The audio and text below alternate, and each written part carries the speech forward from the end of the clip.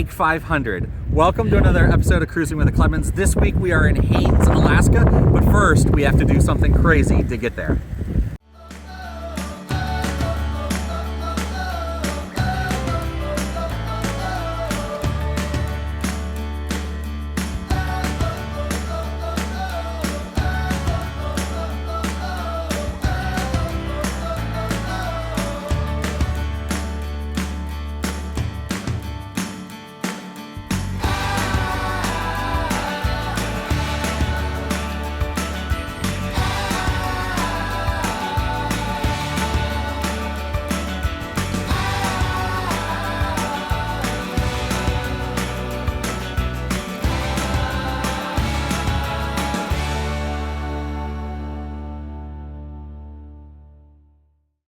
So, if you haven't been to Alaska, you may not know, but there is the Alaskan Highway. Maritime Highway. Yep. Where they have a whole ferry system that starts all the way down in Canada and will take you to different ports here in Alaska along the coast. And we looked at the ferry, and it's kind of confusing on the website, but it basically says that if your camper is over 30 feet, you have to call and check. So I didn't think that we were going to be able to make it, but we met a gentleman at Laird Hot Springs who said that our camper would absolutely fit on the ferry. So when we decided we were coming to Skagway, we thought, well, we're going to check in and see if we can put the camper so we don't have to go back up White Pass, go all the way around and back down to Haines, which would have been almost a 2-day event for us. Yeah. And lots of gas. So we called and we told them how long we were. Yeah, we said 61 feet, ladies. Which is a little bit of an overestimate. Yeah. I round up on things. So, lady booked us for the ferry to Haines. Yeah. It's going to be a 1-hour ferry. So, saves us 2 days of driving, 1-hour ferry. And total for the 5 of us, plus the cat, plus the camper and truck, came to like $380. Yeah.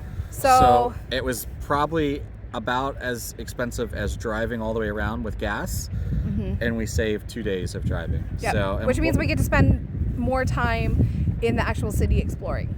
And we get to see the beautiful fjords and coastline. And that was really what it was about, is that, first of all, we get to put the camper on a ferry, and that we get to, take a little bit of the inner passage to see some of the fjords.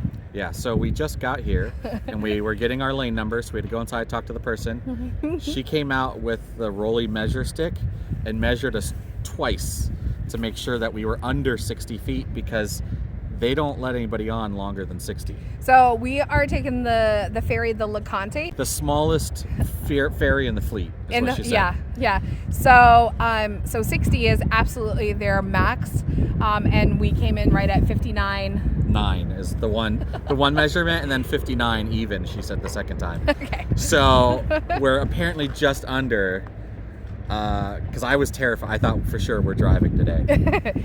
So we fit, so we get to get on the ferry. We are in lane 8, which is the one that is the straightest in line with getting onto the ferry. But Mark, let's tell everybody what you have to do and let us know. Well, you're probably seeing it right now about what it takes to get on this ferry. I'm a little nervous, and I've done a lot of backing up in my day, but I've never had to back into a ferry. I'm a little nervous. I'm not sure what we're gonna do. But they were talking about planks so that we don't bottom out because of the sea levels. But she said we're at a pretty good height for the ferry today, so maybe we're not gonna bottom out and do damage to our camper. And Gosh, I hope so. I don't know, but she basically said we need to trust the people on the ferry because they know what they're doing to tell us where to turn, back up, and everything. So I'm gonna put my faith in them today. Whenever we're at a campground, like a KOA or something, and someone's telling me how to back up, I just say, please don't. And Jen and I have it worked out. We're very good at backing up, and we're very good with directions with each other. So wish us luck, and here we go. Here is the port where we're going out, and you'll see they've got 2 cruise ships over here, and there's actually 2 over here. There's this one right closest to me, and then you see the back end of another cruise ship. So the ferry will be coming in right here. Yeah, it's gonna be exciting. Okay, so I think that is our ferry boat coming in. It looks really tiny. Just by comparison. Comparison to the cruise ship, and that's probably one of the smaller cruise ships. Not it is the smallest ferry. We're getting our camper onto that thing, and all these other people behind us. All right, We are just moments from boarding. How are you feeling? I feel fine. I don't get like freaked out about this stuff. He doesn't. It's gonna be okay.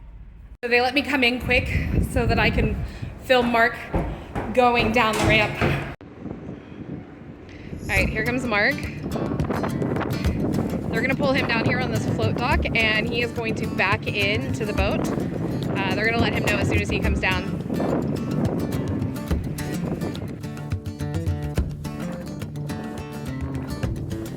What I didn't get any video of, or did I notice, that there are people now out on the front of the ferry and on the cruise ship balconies watching this whole scene unfold as Mark tries to back our camper into the ferry.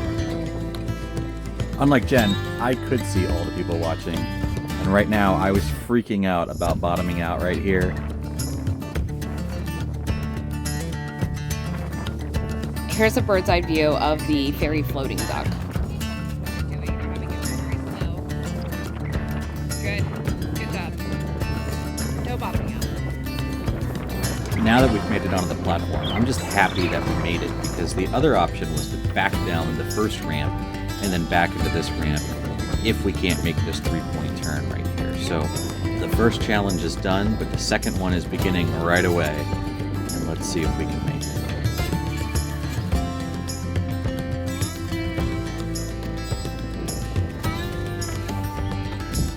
So those blocks right in front of me there, those are literally to keep your tires from going off the platform and into the water. And this guy directs me to basically roll my tires right up onto those blocks. It was scary. So at this point, my tires are literally touching that block. If we went forward by accident, the car's going over. So pretty harrowing moment here. And then having to back up a wooden ramp into this boat just felt like, what are we doing right now?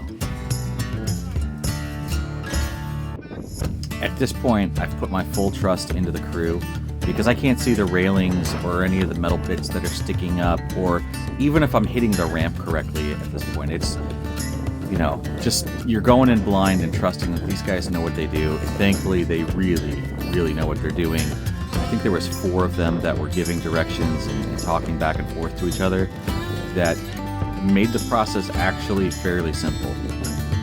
I can tell you he's so calm in these situations, but that's my house, and I'm like...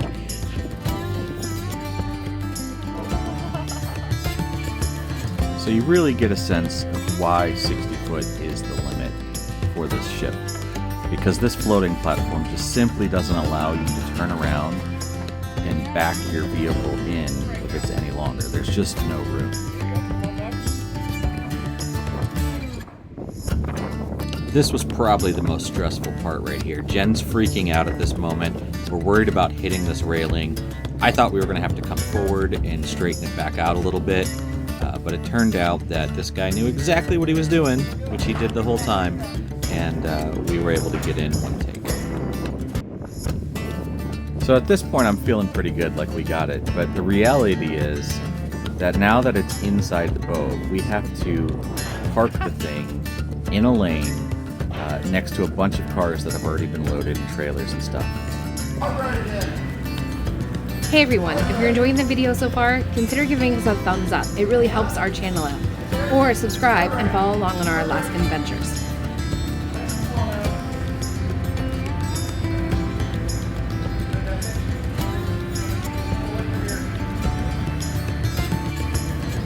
That was rock star like status. Excellent job, babe.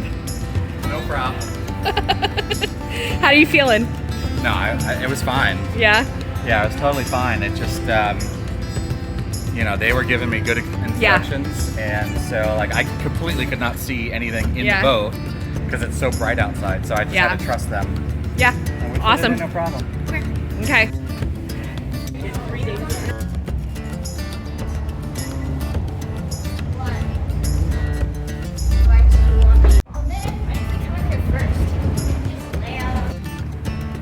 I know we mentioned taking the ferry would save us time on getting the Haines from Skagway, but this is really why we took the ferry. These views of the inner passage are Unbelievable.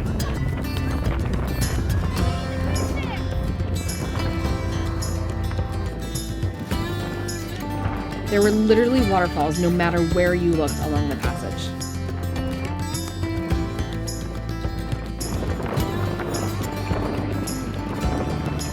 If you wanted to enjoy the upper deck outside, you could stand in the solarium where it was heated.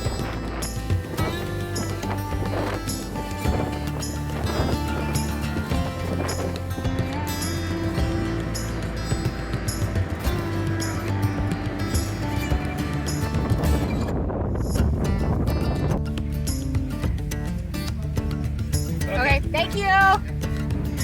As I'm sure you can imagine, unloading the ferry was much easier task. Once we were up the ramp, it was only a 5-minute ride to our campground.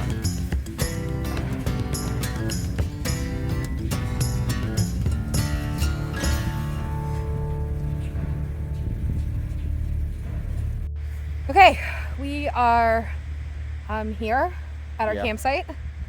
The ride here was gorgeous, Yep. and the day I felt like got like even prettier. Yeah. It was really Now- windy and dark this morning. Your view of us isn't so appealing, so let's flip it around and see what it's like out there. And this is a pretty stunning view. That's another ferry, right? That is another ferry. that's probably our ferry? That is our ferry heading Oh, down there's to our Juneau. ferry heading to Juneau. We met some lovely Kiwis on there. Yeah. If you're watching, hi. Leave a message down below. They were lovely people. It was low tide when we arrived, so the boys threw on their rain boots and went down to the beach to go check out the shoreline. Yes. After dinner, we hopped in the car to go check out town.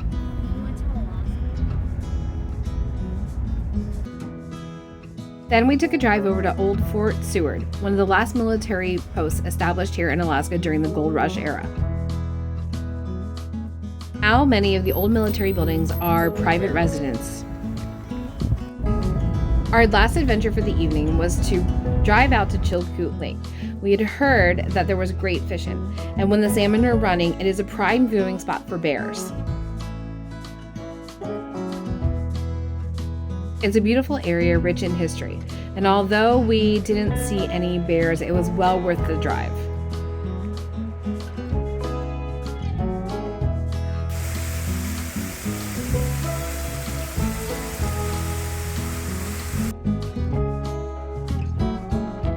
The next day was museum day, and we tried to visit them all, but this was our first stop, the Hammer Museum, and it did not disappoint. This is one of those places that Alaskans had told us that you can't miss. Founded in 2002, the museum features over 2,500 hammers and related tools. The staff here is not only knowledgeable, but it is fun to listen to them tell some of the stories about the different types of hammers. Definitely add it to your must-see list when visiting Haines, Alaska. We were a little sad because the museums all said closed online, like on Google Maps. Yeah. And then we were in town and we saw one of the museums said open on it. So we gave them a call and sure enough they were open. So Yeah. turns out nobody in town knows how to change the hours on Google Maps. So I did it for them. Mark's been helping out different businesses change their hours. The museum we're at right now, the lady was like, do you work for the city? And I was like, no, I'm just helping out because, Yeah. people are uninformed. Today is normally a closed day for the Sheldon Museum here in Haines.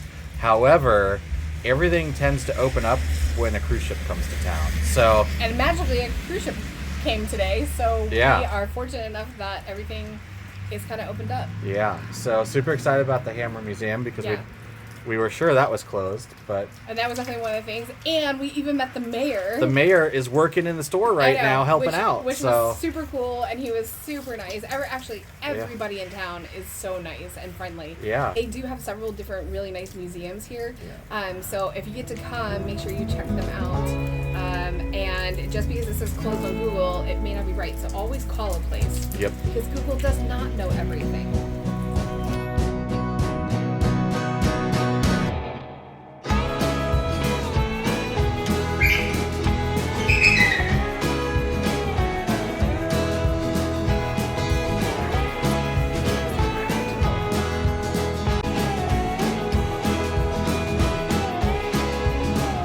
The American Bald Eagle Foundation has one of the most extensive Alaskan wildlife dioramas I've ever seen, and it is definitely worth a visit.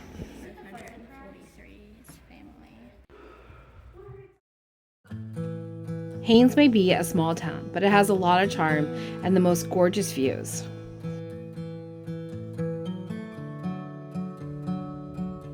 We took some time to enjoy our last morning in Haines before we moved to our boondocking spot.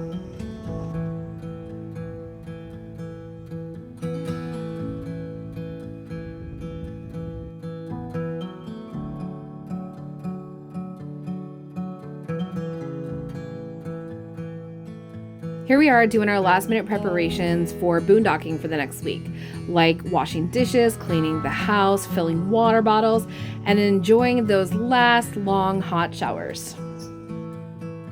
We couldn't have asked for more gorgeous weather as we made our way to our boondocking spot that we had scouted a couple of days before.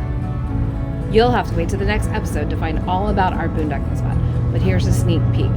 It was pretty amazing. Thanks for joining us. If you enjoyed the video, give us a thumbs up.